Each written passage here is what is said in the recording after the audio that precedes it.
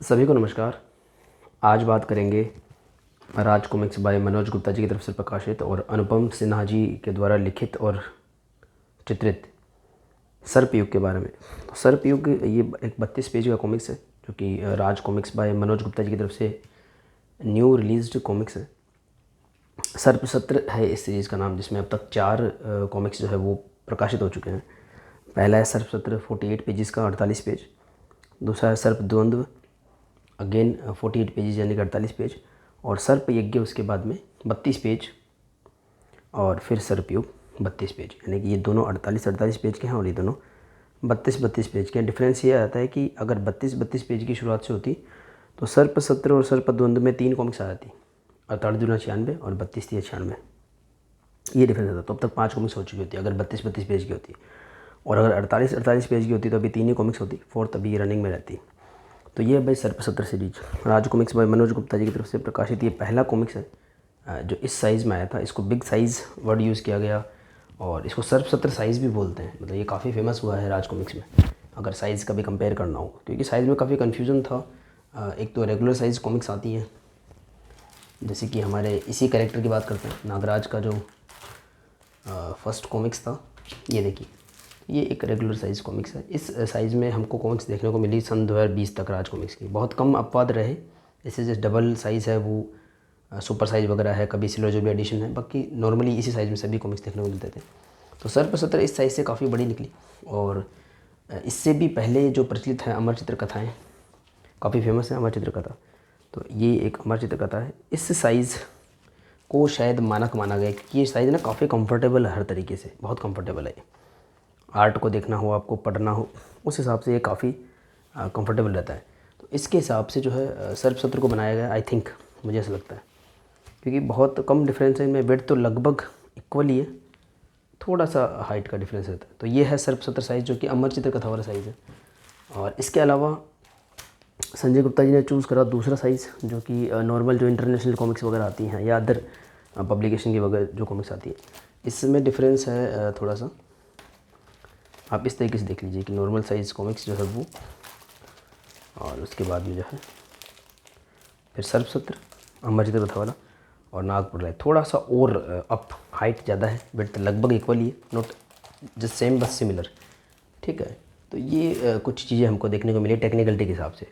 तो संजय गुप्ता जी ने शुरुआत करी नागप्रलय से और मनोज गुप्ता जी ने शुरुआत करी सर्प सत्र से। जब उन्होंने अपना नया पब्लिकेशन सन 2021 में स्टार्ट करा तो उन्होंने अपने अपने लोगोज़ भी बनवाए।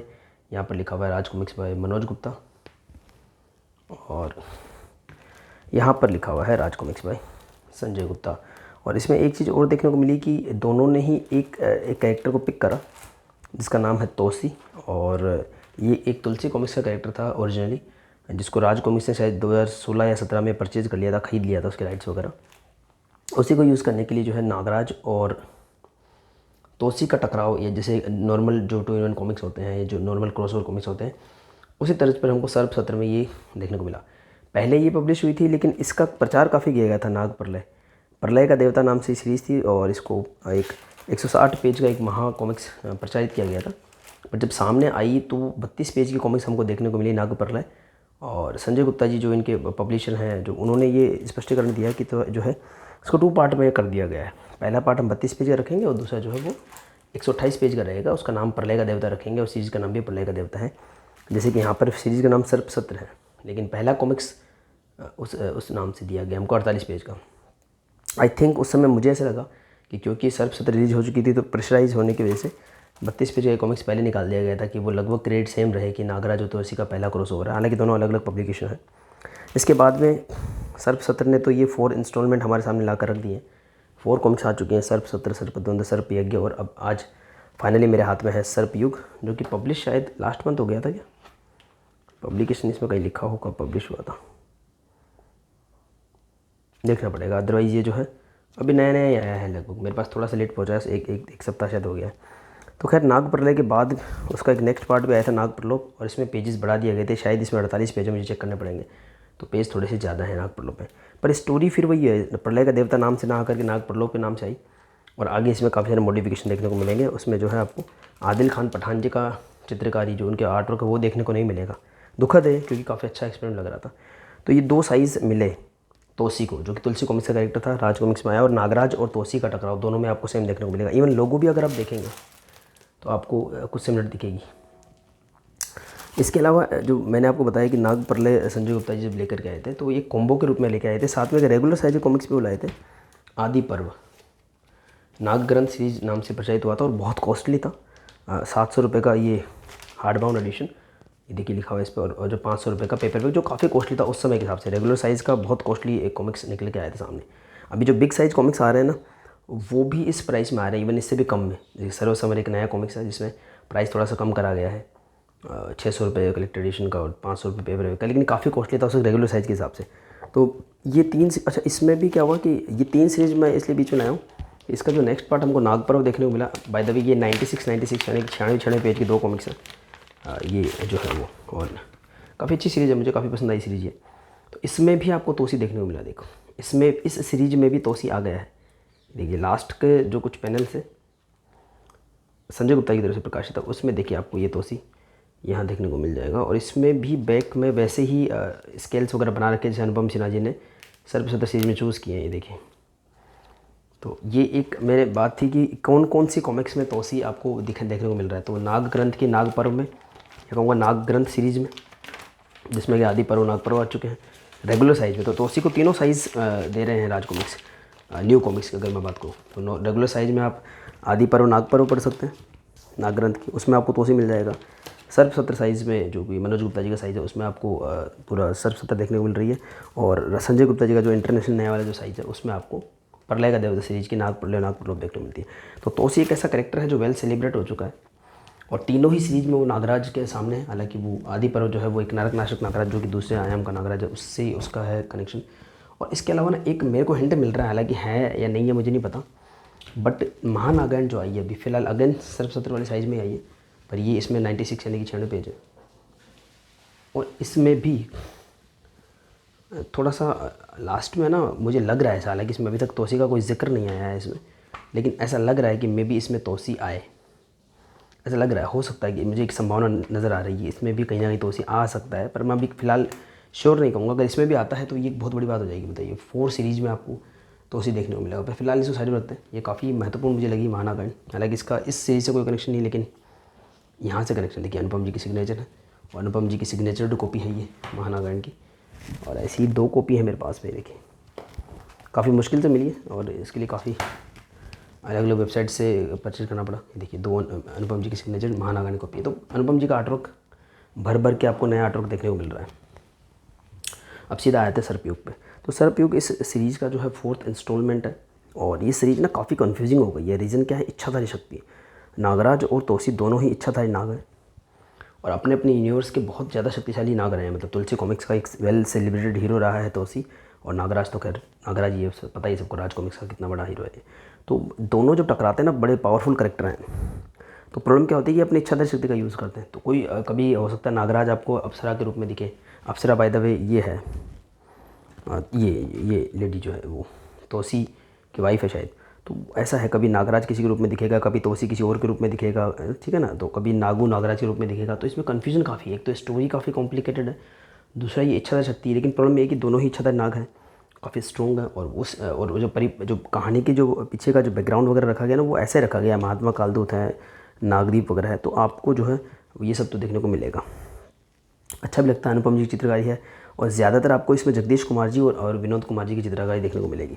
सिर्फ अगर मैं सर्पयुग की बात करूँ तो शुरुआत के 7-8 पेज, यानी कि कवर तो जगदीश कुमार जी ने इंक करा है इसका, और इसके अलावा शायद 7 या 8 पेज तक जगदीश कुमार जी की इंकिंग आपको देखने को मिलती है। जैसे पहला पेज तो देखिए इसका ऐड ही है, जो जगदीश कुमार जी ने इंक करा था। ये देखिए, ये सेम ऐड को यूज़ किया गया यहाँ पर, और उसी ऐड को पीछे इस तरह से यूज़ किया गया। सेम ये देख लीजिए आप, सेम ऐड को यूज़ किया गया। तो ये इसका ऐड ही है सर्पयुग का। उसके अलावा जो कहानी पेज नंबर 2 से शुरू होती है, तो 2, 3, 4, 5, 6 और 7, शायद 7 पेज तक ही जगदीश जी की इंकिंग है। बाकी पूरे में विनोद जी की इंकिंग है इसके अंदर। बाकी पूरी कॉमिक्स में विनोद कुमार जी की इंकिंग देखने को मिलेगी। मुझे विनोद जी की इंकिंग काफ़ी पसंद आती है, एक अलग ही, और मज़ा है इसको देख करके। अनुपम जी का नया काम देख करके सच में अच्छा लगा, मुझे बहुत अच्छा लगा। तो ये है भाई इंकिंग के बारे में। चित्रकारी तो अनुपम जी की बेस्ट होती है, और ये साइज़ ना अब ठीक है, कंफर्टेबल है। मतलब अनुपम जी जो इतनी डिटेलिंग करते हैं, इतना काम करते हैं ना, तो रेगुलर साइज़ में मज़ा नहीं आ रहा था। अब ये अच्छा है कि अनुपम जी का जो भी रुका हुआ काम भी था वो सारा हमको इसी रूप में देखने को मिल रहा है, जो कि डिज़र्व करता है। इतना साइज़ तो होना चाहिए अनुपम जी के जो काम है उसका। स्टोरी की मैं बात करूँ तो स्टोरी एक थोड़ी सिंपल सी ये है इसके अंदर, अगर अब तक जो आया है वो ये है कि इसमें देखिए अप्सरा जो है ये बाय द वे पृथ्वी पर रहता है नागराज, और तोसी जो है पाताल लोक का सम्राट है, इस तरह से समझ लीजिए। तो दोनों के लोक बिल्कुल अलग है। पाताल लोक से अप्सरा बाहर आ गई है, भाग गई है, ठीक है ना। तो तोसी को लगता है कि उसको कौन ले गया, कैसे ले गया, किडनैप हो गई है, क्या है क्या नहीं है, ऐसा करके तोसी उसके पीछे है, इसमें दिखा रखा है। ऐसी कोई परिस्थिति बनती है कि नागराज उसको बचा रहा है, कोई भी परिस्थिति बन रही है। उस स्थिति में ये कोई लेडी सी है इसके पीछे पड़ रखी है। ये तीनों मिले हुए हैं, ये कालू जिन है, ये गरला है और ये तोसी है। तो ये जो है इनका टकराव हो जाता है और इसके विष से नागराज में कोई इन्फेक्शन हो जाता है, ऐसा कुछ है इसमें है। तो ये चित्र ही पूरी सीरीज़ को कह देता है। और जब सर्पसत्र का ऐड आया था इससे पहले, अब वो ऐड तो इसमें कहीं देखने को मिलेगा नहीं, या क्या पता कहीं मिल जाए कोई आर्ट वगैरह, नहीं मिलेगा इसमें वो ऐड। उस ऐड को ढूंढने के लिए ना फिर मुझे थोड़ा सा वो आज़ादी की ज्वाला वगैरह निकालनी पड़ेगी, उसमें समय लगेगा, अभी नहीं निकालेंगे उसको।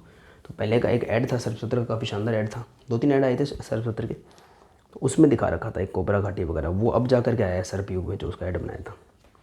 तो इसकी स्टोरी इस तरीके से आती है कि ऐसा कोई इवेंट हो रखा है जिसकी वजह से नागद्वीप पर नाग नहीं रह सकते, उनको कहीं और शरण लेनी पड़ती है कि नागद्वीप पे ऐसी महाप्रलय से आ रही है, इस तरीके से कुछ दिखा रखा है, ठीक है। और सर्पसत्र में कुछ ऐसे इंसिडेंट्स होते हैं जो काफ़ी कॉम्प्लिकेटेड होते हैं, बाद में समझ में आते हैं कि नागू कुछ और बन के घूम रहा होता है, नागराज कुछ और बन के घूम रहा होता है, ऐसा कुछ दिखा रखा है इसमें। और जो है मतलब नागराज गायब है महानगर से, लेकिन उसको मास्क करने के लिए नागू ऐसा कर रहा होता है, पहले आतंकवादी सीरीज में वो कर रहा होता है। यहाँ पर सोडांगी थोड़ी सी एक बहुत ही कोमा जैसी स्थिति में है। नागराज जो है वो उसको महानगर में भी नहीं रहने दिया जाता, वहाँ से भी निकाला जाता है और नागद्वीप में वो रह नहीं सकता।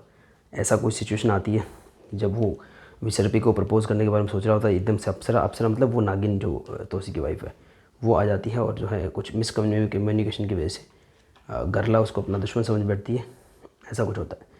तो वो इसमें युद्ध दिखा रखा है जो कि बैक में हो चुका है, मतलब ये स्टोरी चल रही थी शुरुआत में, उससे बैक में ये चीज़ें हो रखी हैं। नॉन लीनियर टाइप की थोड़ी स्टोरी देखने को मिलती है, और भी काफ़ी सारे इवेंट होते हैं।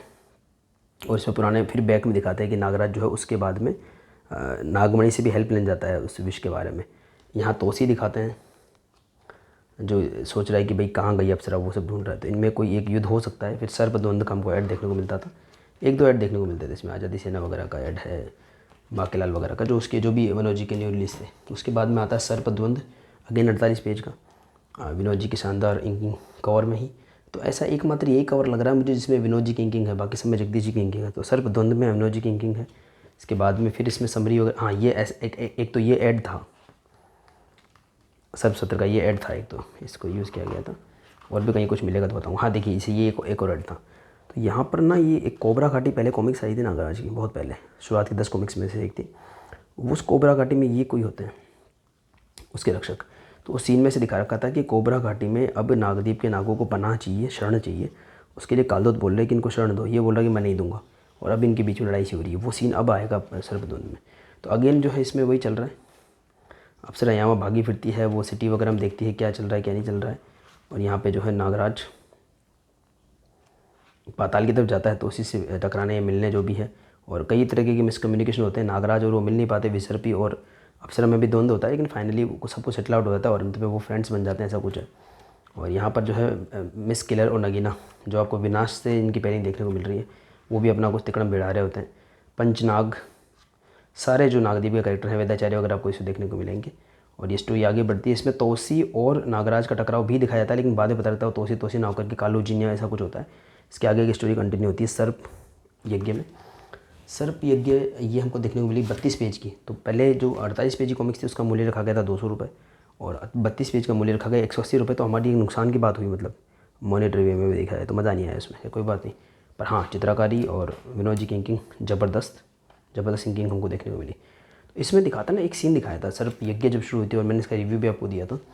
तब तोसी का पुत्र टनिए करके था, और वो कुछ इसका पेज ना मुझे बाकी से थोड़े थिक लगे। अगर आप सर्प यज्ञ और सर्प युग को कंपेयर करोगे तो सर्प युग काफ़ी सॉफ्ट और ग्लोसी में है, बड़ी इजीली खुल जाती है। ये थोड़े से टफ पेज आपको लगे, कैसे लगे, नाग प्रलय टाइप के ना, मोटे, थिकनेस, जीएसएम ज़्यादा है इसका। ये जो मनीष गुप्ता जी की जो कॉमिक्स आती है उस टाइप के, मतलब सर्प यज्ञ की पेपर क्वालिटी आप बेटर किसको मानते हो डिपेंड आप पे करता है। बहुत थिक अच्छे पेपर लग रहे हैं। सर्प योग भी अच्छी है, पढ़ने में ग्लोसी ज़्यादा है, सॉफ्ट ज़्यादा है पेपर से, ठीक है। अगेन इसमें पूर्व सार वगैरह दिया गया थोड़ा बहुत, ये देखिए पूर्व सार, ये है इसका पूर्व सार, और स्टोरी आगे बढ़ी। और यहाँ पर ना कोई एक अदृश्य होता है, कोई जो टनी को मार देता है या घायल कर देता है, उसके बाद में जो है हाँ वो जो भी आता है ना उसके पाँव दिखा रखे होते हैं, जूते उसके सोल। और मैंने तब उस रिव्यू में भी बोला था कि जब ये स्टोरी आगे बढ़ती है और इसमें जो है तोसी का फ्रेंड होता है G18, उसके जूते देखो यहाँ से दिखाए जाते हैं, तो आप यहीं से पता लगा सकते हो कि वो G18 ही था। देखिए यहाँ से जूते की सोल है, और जानबूझ करके आपको ऐसा दिखाया गया क्या था कि आप समझ सको। मैंने तब भी पॉइंट आउट किया था कि ये यही निकलेगा, और यहाँ इसमें वो G18 मतलब G18 ही पहले उसको मारता है नेवला बन करके, और G18 ही आके बोलता है तो उसी के पुत्र को क्या हो गया, ये सब ड्रामेबाजी है। मैंने आपको पहले बताया था, उस रिव्यू में बताया था कि ऐसा हो सकता है। फिर बाद में एक गरुड़ कोई होते हैं जो ऋषि टाइप के होते हैं, ये नागराज को उसके लिए रिस्पॉन्सिबल समझते हैं। फिर इनमें युद्ध होता है। और ना अनुपम जी और विनोद जी का मेरे को तो बहुत पसंद आ रही है, मतलब बहुत अच्छी लगती है मुझे ये चित्रकारी। इस बहाने देखने को तो मिली, जो भी विभाजन हुआ नहीं हुआ, न्यू स्टोरी वगैरह आई, एटलीस्ट हमको 4 कॉमिक्स उनके बनाए हुए देखने को मिले। क्योंकि इंसान जितना मैंने समझा है अभी, जो कोविड वगैरह चला है या जो भी होता है, कोई भी चीज़ परमानेंट नहीं होती, कभी भी कुछ बदल जाता है। तो एटलीस्ट अनुपम जी बना रहे हैं तो अच्छी बात है ये चित्र। वैसे मनोज जी की चित्रकारी तो हमारे लिए एक तरीके से वही बन के रह गई एक, कि हमको राजकुमार से मनोज जी का लोगो मिले, काफ़ी असंभव से लगता है। तो खैर असली तोसी को बंदी बना दिया जाता है, या सुप्त अवस्था में होता है उसको होश, और वहाँ पे कोर्ट सी चल रही होती है। जैसे विसर्पी जो राजदंड इसके हाथ में होता है वो न्याय से कर रही होती है, तो उसका कोई वकील नहीं होता, मतलब उसकी कोई वकालत करने वाला नहीं होता, उसको दोषी मान करके दंड देना उचित नहीं समझते, और विसर्पी जो है उसकी वकालत करती है। इसी बीच में तोसी को होश आ जाता है, और वो विसर्पी कालदूत वगैरह को अपना दुश्मन समझता है, लड़ाई झगड़ा करता है, बहुत ही ज़्यादा क्रोधी इसमें दिखा रखा है तोसी को। और ठीक है, कालदूत और तोसी का द्वंद्व शुरू होता है। इधर वेदाचार्य अलग ही कुछ चल रहा है इनका, ठीक है। और जो है ये द्वंद्व चलता रहता है। नागराज अभी टकरा रहा है शायद तोसी की अलग अलग शक्तियों से। और यहाँ पर एक और चक्कर है, नागराज नागू नागराज के रूप में है, और नागराज किसी मिरर वगैरह में, दर्पण में कैद रखा है। तो ऐसी कुछ कन्फ्यूजन स्टोरी चलती है, कुछ कुछ क्लियर भी है, ऐसा नहीं, इसको 2-3 बार पढ़ना पड़ेगा। तो पहले तो मैंने इसको कई बार पढ़ा था, अब इसको ना सर्पयुग से पहले मैं एक बार रिवाइज़ नहीं कर पाया, तो जितना मेरे को याद था उसे बताता हूँ। अब आती है सर्पयुग, काफ़ी सॉफ्ट है, ग्लोसी पेजेस है, पहले वाले से थिन पेजेस है, पर पढ़ने में काफ़ी ईजी है, अच्छा लगी मुझे, बढ़िया ग्लोसी सॉफ्ट है बुक ये, अच्छी लगी मुझे। तो इसमें फिर वही है। अच्छा एक बात और, इसमें 32 पेज की पूरी स्टोरी है, ऐड नहीं है। सर्प यज्ञ में भी 32 पेज का फुल स्टोरी थी, कोई ऐड नहीं था शुरुआत में, बस ये पूर्व सार वगैरह तो थोड़ा मिलता ही है। सर्प द्वंद्व में सिर्फ एक ऐड था, मतलब लगभग पूरी स्टोरी मिली थी आपको सर्प यज्ञ वगैरह। तो अच्छा है, मतलब सर्प सत्र का लिए चेंज कर दिया गया, पेज भले कम हो पर स्टोरी आपको कंप्लीट मिलती है। तो 32 पेज की पूरी स्टोरी है। शुरुआत में सिर्फ एक ही पेज के अंदर थोड़ा सा ये बता रखा आपको, जितना हो सकता मैक्सिमम यूज़ किया गया है पेजेस वगैरह का। यहाँ पर सिर्फ प्रेम ग्रंथ का यहाँ पे ऐड है। ये सीरीज़ मुझे लगता नहीं 2022 में हमको देखने को मिलेगी, खैर जो भी है। तो अब इसमें मेन चीज़ क्या था, इसके पीछे लिखा हुआ भी है कि इसमें आपको मेन घटनाक्रम कौन से देखने को मिलेंगे। कालदूत टकराएंगे तोसी से, वेदाचार्य टकराएंगे नाग बाबा से, और अप्सरा क्यों छोड़कर भागी वो पता लगता है। तो ये तो G18 वाला, इसमें कुछ रहस्य खुलना शुरू होते हैं।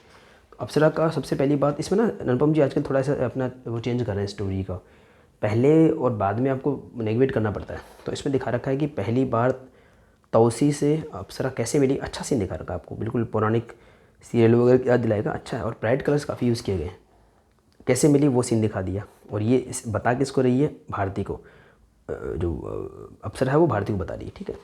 और उसके बाद में उससे पहले की स्टोरी, इसमें होना ये चाहिए था कि पहले ये स्टोरी आती फिर वो स्टोरी आती, पर आजकल यही मॉडर्न वे है तरीका बताने का। तो नाग बाबा से कैसे मिली जो अप्सरा, वो दिखा रखा है, ठीक है। जब्बार वगैरह भी दिखा रखा है, जो कोई राजा शेषनाग का बेटा था, तो तोसी वो शादी करना चाहता था अप्सरा से, तो उनमें लड़ाई झगड़ा भी दिखा रखा है इसमें। और स्टोरी थोड़ी थोड़ी अनफोल्ड करी है, तो उसी के बारे में हमको बताया गया। मे बी ये तुलसी कॉमिक्स में पहले स्टोरी आ चुकी हो, मुझे नहीं पता, मैं भी आ चुकी हूँ, ठीक है।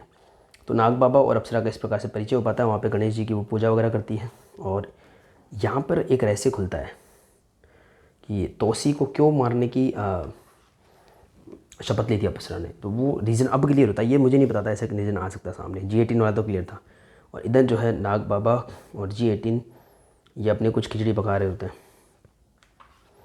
यहाँ पर कालदूत और तोसी के बीच युद्ध चल रहा होता है, तोसी की अलग अलग शक्तियाँ होती हैं, उनसे कालदूत टकरा रहे होते हैं, विसर्पी उनकी हेल्प कर रही होती है। और यहाँ पर ना एक सीन दिखा रखा है, वो टकरा करके तोसी को बेहोश कर देते हैं। उसके बाद में जो है विसर्पी को कोई स्टोरी बता रहे होते हैं महात्मा कालदूत, कि पहले समुद्र से कोई लड़ाई झगड़ा हुआ था कालदूत का, तब उस समुद्र को वाष्पित किया गया था और वहाँ से नागद्वीप बाहर आया था। तो शायद ये पहले की कोई स्टोरी बता रहे होंगे किस तरह से नागद्वीप बना। तो ये इतने ताकतवर दिखा रखे हैं ये, तो फिर विसर्पी बोली इतनी ज़्यादा प्रचंड युद्ध वगैरह लड़ रखे हैं, तो फिर कई बार हार क्यों जाते हैं, जैसे ध्रुव से हार गए, कभी तोसी से हार गए, कभी नागराज से हार गए। तो इसमें ये दिखा रखा है अपने शत्रु पर तुलनात्मक शक्ति से अधिक प्रयोग अन्याय और अहंकार का परिचय होता है। मतलब ये इतनी शक्ति यूज़ करते हैं जिसके सामने जितनी ज़रूरत होती है, शायद इसलिए कई बार हारते हुए दिखाए गए। वैसे महात्मा गांधी तो काफ़ी स्ट्रॉन्ग दिखाते हैं और कई बार लोग इसकी मीम्स वगैरह भी बनाते हैं, खैर कोई बात नहीं। तो ये मिस्किलर और नगीना कुछ खिचड़ी पका रहे हैं अपनी, और तोसी और कालदूत फिर से तोसी को होश वगैरह आता है। अब फाइनली जब वो उसको परास्त करके लेके जाने वाले होते हैं, इतने में वेदाचार्य बीच में आते हैं। जैसे आपको त्रिफना सीरीज याद आ जाएगी, हमेशा उसी टाइप का सीन क्रिएट होता है। तो वेदाचार्य बोलते हैं कि हमारा कोई संबंध है, तो बोले तोसी तुम्हारा क्या संबंध है कि तुम हमारा संबंध समझ नहीं पाओगे, इसे छोड़ो। अब यहाँ से ना कुछ कनेक्शन बनता है। जैसे महानागा में मुझे लग रहा है कि तोसी का बड़ा भाई होगा नागराज का, यहाँ पर अब क्या कनेक्शन बनता है नहीं। कुछ लोग बोल रहे हैं कि हो सकता है कि ये जो है तोसी जो है वो कुछ वेदाचार्य का बेटा पोता या कुछ कजिन वगैरह ऐसा कुछ निकल जाए। बाकी मुझे तो ऐसा लगता है कि क्योंकि तक्षक राज के काफ़ी वफादार थे वेदाचार्य और नागराज को भी उन्होंने इसी वजह से सपोर्ट करा, तो हो सकता है तोसी भी हो सकता है नागराज का भाई जैसे महानागांड में मुझे लग रहा है। या फिर जो है अच्छा आदि पर्व से भी वो कनेक्शन मिलता है, हालांकि इनका आपस में कोई कनेक्शन नहीं है, इनके स्टोरी राइटर अलग है, उनके स्टोरी राइटर अलग है, पर कहीं ना कहीं कोई कनेक्शन अगर आपको लगे। आदि पर्व में जो लास्ट का सीन आया था ना नाग पर्व में, देखो अब इसमें ना छोटी सी बात मैं ऐड करूँगा, आप सोचोगे कहाँ की बात कहाँ घुसा रहा हूँ। देखो महानागायण जो है वो महाभारत पे आधारित है और नागायण जो है वो जो रामायण पे आधारित थी। तो इसमें जो पर्व वर्ड का यूज़ करा है अलग अलग पार्ट्स के लिए, वहाँ पे कांड वर्ड का यूज़ किया गया था। रामायण के पार्ट्स को कांड बोलते हैं, महाभारत के पार्ट्स को पर्व बोलते हैं। तो ये है अवतरण पर्व पहला, और इससे पहले प्रकाशित हो चुकी है। हालांकि हमको पता है महानागायण बहुत पहले 16, 17, 18 में बन चुकी थी और 2020 आते थे 2-3 पार्ट उसके बन चुके थे पेंसिलिंग वगैरह। तो इसका नाम रखा गया आदि पर्व, पहले वाला आदि मतलब फर्स्ट वाला।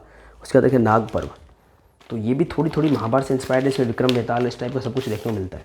तो अगर प्रिंटिंग के हिसाब से देखेंगे लोग सोचेंगे कि इसमें पहले पर्व वर्ड का यूज़ किया गया, मेरे हिसाब से महानागायण फर्स्ट होनी चाहिए। पर जो भी हो, इसमें 96 पेज की स्टोरी आती है, लास्ट में आपको ऐसा सीन देखने को मिलेगा जो आपको महाभारत में कर्ण और अर्जुन की याद दिलाएगा। अगर आप इस स्टोरी को देखोगे ना तो आपको यहाँ पर जो ये राजनाग है, जो नागराज का भी पूर्व जन्म दिखा रखा है इसमें आदि पर्व वगैरह में, तो उसका विसर्पी से एक स्वयंवर दिखा रखा है। वहाँ पर एकदम से तोसी आ जाता है और तोसी जो है वो कोई एक शर्त के अनुसार कोई त्रिशूल वगैरह उठा लेता है, जैसे कि उसमें अर्जुन को एक निशाना लगाना होता है। अगर आपको महाभारत याद हो ना, तो महाभारत में क्या हुआ था कि कर्ण भी उसको पूरा कर सकते थे। वो जो शर्त थी वो द्रौपदी के स्वयंवर वाली, उस शर्त को पूरा कर सकते थे। इवन कृष्ण ने एक वरदान भी दिया था द्रौपदी को कि उसके पति में कौन कौन से कैरेक्टर होंगे, और वो कैरेक्टर जो है 5 पांडवों में थे। इसी वजह से ऐसा एक लॉजिक देते थे पहले लोग कि 5 पतियों की प्राप्ति हुई, 5 पति मिले द्रौपदी को। लेकिन वो सारे ही फीचर कर्ण में भी थे, वो भी पांडुपुत्र थे, अर्जुन के बड़े भाई। तो अगर इस सीन को अगर आप थोड़ा मैच करोगे, अगर राजनाग यानी कि नागराज एक बोल लेता हूँ, अगर वो अर्जुन है, अगर विसर्पी द्रौपदी है, तो ये कौन हुए? ये हुए कर्ण यानी कि बड़े भाई। यहाँ से एक छोटा सा हिंट हमको मिलता है, ठीक है, एक ये छोटा सा हिंट मिलता है। उसके बाद महानागायण का जो लास्ट पेज वो कई बार ना फेसबुक शेयर भी हो चुका है, तो अब वो कोई स्पॉइलर नहीं होगा, हालांकि मैंने तो नहीं बताया था, पर पहले ही शेयर हो चुका है ये। तो इसमें देखो ये नागराज के पिता जो तक्षक राज थे ना, उनका एक पहले से कोई और वाइफ या ऐसा कुछ दिखा रखा है, और उनका एक पुत्र भी था, और वो कुछ एक कारण के चलते ये उसकी मदर लेके चली गई थी। तक्षक राजू से कुछ नहीं पता कहाँ गया वो बच्चा, देखो, क्योंकि जो है उन्होंने कोई छोटा सा कोई बात थी उसको लेकर के। तो ये मुझे शक हो रहा है कि ये तोसी है और ये नागराज का बड़ा भाई निकलेगा महानागायण में भी। ये है ना एक आपको कर्ण की भूमिका प्ले करता हुआ दिखेगा, लग रहा है मुझे, ऐसा हो सकता है। तो उस लिहाज से अगर मैं अपनी थ्योरी को ही सही मान लो एक बार, तो वेदाचार्य नागराज के वफादार हुए, तो वो फिर वो जो है अपना कर्ण यानी कि तोसी के भी वफादार होने चाहिए, मतलब तोसी पर भी कोई आँच ना आए। इसीलिए हो सकता है जो वेदाचार्य यहाँ पे उसको रोकते हैं महात्मा कालदूत को, कि आप जो है तोसी को परेशान नहीं करोगे। और उनमें आपस में बात हो ही रही होती है, वो इतने में ये आ जाता है भाई साहब, वेदाचार्य क्या करते हैं कि तोसी को ले जाकर कालदूत ले ना जाए, तो वहाँ पे जहाँ से वो जा रहे होते हैं वहाँ पे कोई अवरोध एक खड़ा कर देते हैं तिलिस्म वाला। तो कालदूत बोलता है ठीक है भाई, मैं हार मानता हूँ, तुम रखो तोसी को। फिर वेदाचार्य अवरोध हटाए थे, इतने में भाई नाग बाबा आके लड़ाई करना शुरू करते हैं वेदाचार्य से। जब नाग बाबा आके लड़ाई करना शुरू करते हैं तो वो कुछ तिलिस्मी वारों का प्रयोग करते हैं, और ये बोलते हैं कि वो तो सिर्फ शिलादित्य को ही पता था, मतलब तिलिस्म खंडन वार करते हैं कौन? नाग बाबा। अब मेरे को नाग बाबा की शक्ल भी ऐसी लग रही है, मुझे लग रहा है कि नाग बाबा जो है वो हैं क्या बोलते हैं शिलादित्य। शिलादित्य कौन है? अग्रज जो सीरीज़ थी, अग्रज सीरीज़ अगर आप पढ़ेंगे संपूर्ण अग्रज जो सीरीज़ है, उसमें आपको वेदाचार्य के पुत्र दिखा रखे हैं, उसका नाम था शिलादित्य। फिर उनके 2 जुड़वा बच्चे थे, भारती और अग्रज, ठीक है। अग्रज बड़ा भाई था जिसके ऊपर पूरी स्टोरी बनी थी अग्रज। तो वो शिलादित्य कहाँ चले गए वेदाचार्य को कुछ नहीं पता था, ठीक है। तो हो सकता है कि मेरे थ्योरी के हिसाब से नाग बाबा तो हैं शिलादित्य, और तोसी जो है वो नागराज का भाई, क्योंकि अब राज कॉमिक्स यूनिवर्स में इंट्रोड्यूस करना है, नागराज की स्टोरीज में ब्लेंड करना, तो ये काफ़ी इंटरेस्टिंग कॉन्सेप्ट होगा। अब आगे महानागायण में क्या होता है, आदि पर्व में क्या निकलता है, ये तो मुझे कुछ भी नहीं पता, पर इसी तरीके से शायद ये स्टोरी जाए तो ठीक है। तभी जाकर के इतना स्ट्रॉन्ग कैरेक्टर बनेगा तोसी, और तोसी और नागराज लड़ें तभी बनेगी महानागायण। और फिर तोसी जो है विद्रोहियों का क्यों साथ देगा, नागराज का विरोधी होना जरूरी है, जब तक नागराज का विरोधी नहीं होगा तो विद्रोहियों का साथ क्यों देगा, क्या जो भी है। तो इस तरीके से ये हो सकता है थ्योरी बिल्कुल गलत हो, जो मैंने सोचा। हो सकता है कि इसमें एक जो महानागायण में मैं कहाँ सर्प सत्र में महानागायण घुसा रहा हूँ, ये जो नेक्स्ट पार्ट का एक ऐड सा दे रखा है पेंसिल वर्जन, उसमें एक ये कैरेक्टर दिखा रखा है, तो हो सकता है ये कैरेक्टर वो हो सकता है मैं जो बोल रहा हूँ बिल्कुल गलत हो, या फिर यही कैरेक्टर तोसी हो, या फिर ये महानागायण का मॉडिफाइड तोसी हो कुछ भी नहीं कहा जा सकता, जो भी है। खैर फिलहाल महानागायण को साइड रखते हैं, इसका नेक्स्ट पार्ट आएगा तभी इसकी बात कही जाएगी। अब बात करते हैं फाइनली सर्पयोग के लास्ट में क्या हुआ। तो ऐसा हो रहा है, और ऐसा होते होते जो है कालदूत तो तोसी को लेकर के निकल जाते हैं, और फिर वो पहुंचते हैं कोबरा घाटी। वो सीन जो हमको सर्प सत्र के फर्स्ट ऐड के रूप में या उससे भी पहले पेंसिल्ड वर्जन के रूप में दिया गया था, सर्प सत्र में था कि सर्प दोनों में था, वो सीन मतलब ऐड तो नहीं मिलेगा पर वो सीन मिल जाएगा आपको, ये रहा वो सीन। तो ये सीन जो था ना कि भाई कोबरा घाटी में एंटर करना चाहते हैं महात्मा कालदूत विसर्पी और अदर नाग, लेकिन जो है ये कोबरा घाटी के जो संरक्षक है वो मना कर रहे हैं। इसी बात से लड़ाई हो रही थी, यही था एक तरीके से सर्प सत्र या सर्प द्वंद जो भी था। तो वो सिचुएशन अब आती है। तो ये सभी नाग को लेकर के वहाँ पहुँच गए कोबरा घाटी, और ये बोलता है कि जो है आ जाओ भाई कोई दिक्कत नहीं, बोले कालदूत को। फिर कालदूत बोलता तोसी को छोड़ो यार वो तुम, तो ये बोलता तुम तोसी को कैसे जानते हो, बोले जो भी जानता हूँ नहीं जानता हूँ मुझे नहीं पता, आप तो तोसी को हमें दो और अंदर जाओ। बोले हम तो ऐसा नहीं करेंगे, तो फिर अंदर जाने से मना कर देते हैं, ठीक है। अब इसके अलावा पहले जो सर्प सत्र, सर्प द्वंद और सर्प यज्ञ में जो स्टोरी आ रखी है कि आपको भारती दिखाई देती है, नागू ऐसे नाग के रूप में दिखाई देता है, जो कि आपको सर्प सत्र के बैक कवर में भी भयंकर सा नाग दिखा रहे होता है, वो ये है वो नागू, ये तो आपने पढ़ ही लिया वो। और बाद में जो जो इसमें इवेंट्स होते हैं वो जैसे माया दर्पण वगैरह है, तो इसमें दिखाते हैं कि नागराज किसी माया दर्पण में कैद है, और नागू को वहाँ तक पहुँचने के लिए संकेत नागराज ने दिए थे। अब आगे क्या होगा और ये नागराज है भी कि नहीं वो आगे पता लगेगा। तो यहाँ तक स्टोरी पहुँच गई, आगे स्टोरी सर्पकाल में आएगी, उसका कोई ऐड नहीं मिला। और इसी तरीके से जब हमने सर्प यज्ञ यानी कि थर्ड पार्ट पढ़ा था, तो भी हमें सर्प युग का कोई ऐड नहीं मिला था, खाली वहाँ पे लिखा हुआ था सर्प युग, और बाद में जो है उसका अच्छा सर्प यज्ञ में भी प्रेम ग्रंथ का ऐड था, ठीक है भाई। और उसके बाद में सर्प युग का एक ऐसा ऐड आया था, सिर्फ एक आर्ट बना था, उस पर सर्प युग लिख दिया गया था। ये एक कोई न्यू कॉमिक्स था मनोज गुप्ता जी का, उसके पीछे हमको ये ऐड देखने को मिला था सर्पयुग का, ठीक है। तो ये स्टोरी यहाँ तक कहाँ पहुँची है, काफ़ी राज खुल भी गए हैं कि तोसी को क्यों मारना चाहती है अप्सरा, अप्सरा बाहर क्यों आई है, वो सारी चीज़ इसमें बता रखी हैं। और G18 ने ही तोसी के पुत्र को घायल किया है या मारा है जो भी है, और पर को क्यों किया, हो सकता है उसका कोई अच्छा एम भी हो सकता है, क्योंकि मारा नहीं जान से इस तरीके से।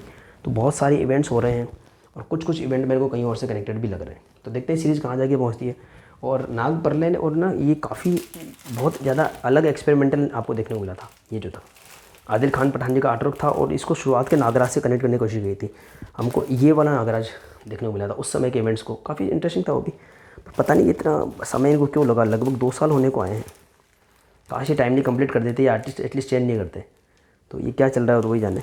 तो इसी के साथ मैं अपनी इस वीडियो को एंड करता हूँ। आशा है कि आपको मेरा ये सर्प युग जो कॉमिक्स जो लेटेस्ट आया है उसका वीडियो पसंद आया होगा। पेज क्वालिटी बाकी उससे थोड़ी सी पतली है, पर प्रिंटिंग वगैरह अच्छी है, फुल ग्लोस है, कहीं से कोई दिक्कत नहीं है। 180 पेजेस है, 32 पेज है, पूरा अनुपम जी के चित्रांकन से भरी हुई ये कॉमिक्स। हर जगह आपको अनुपम जी के चित्र मिलेंगे। शुरू का जो क्रेडिट पेज है इसमें भी कुछ स्टोरी मिलेगी, अनुपम जी का पूरा सर्पयोग का ऐड मिलेगा, यहाँ पर प्रेम ग्रंथ का ऐड मिलेगा, इसमें अनुपम जी का बनाया हुआ ध्रुव है। बैक में फिर वही आर्ट है, हर जगह पे आपको अनुपम जी का चित्रांकन देखने को मिलता है। ये है भाई मेरी तरफ से सर्पयोग का रिव्यू। मिलते हैं किसी और वीडियो में, और सभी को हैप्पी दीपावली।